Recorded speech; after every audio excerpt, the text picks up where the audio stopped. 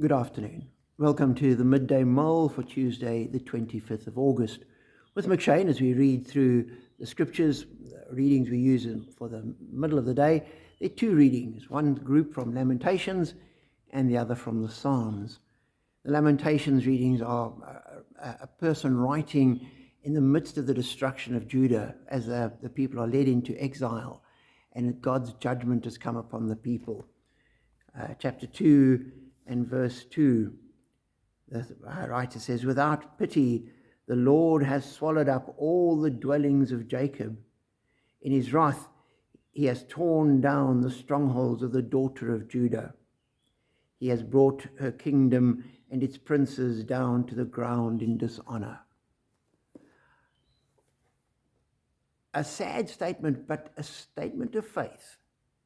With all the destruction going on around him, it would have been natural almost for people to say, oh, well, God's let us down. God isn't there. Or the God of the other nation was stronger than our God, therefore this has happened. And he lost, we lost, and we're on the back foot. But the writer says, no, this is God's doing. God warned us about it. And you read through Jeremiah, the book that comes just before this. Many people think that the Lamentations are written by Jeremiah. The warning time and again to the people, turn back to God, stop ignoring him, turn away from idolatry, repent, come back to God because he's going to judge you. And the writer says the judgment has come. This is God's doing. And in the midst of the destruction, he can say in faith, God has done this, which means God is still there. In the midst of the chaos, in the midst of the failing, in the midst of everything going pear-shaped, God is still there.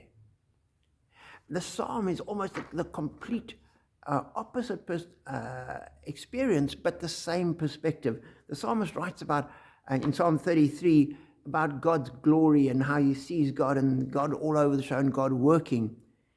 And then in verse 16 and 17, he writes, "No king is saved by the size of his army. No warrior escapes by his great strength. A horse is a vain hope for deliverance, despite its great strength. It cannot save." Psalmist recognizing that God is in control and we have to trust in him. If we trust in ourselves and our strength and the kind of things that the world relies on, you will be let down. It says, "But the eyes of the Lord are on those who fear him, on those whose hope is in his unfailing love, to deliver them from death and to keep them alive in famine." God's watching over those who are trusting in him. Those who are trusting him will be those who are listening to him, those who are walking with him. And the psalm ends, "We wait in hope for the Lord.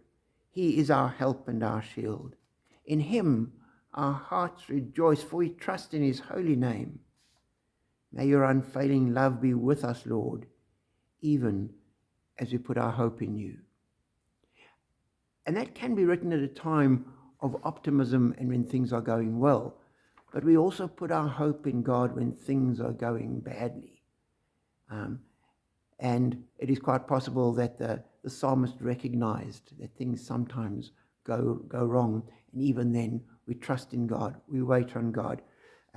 We rejoice in him, not in our circumstances.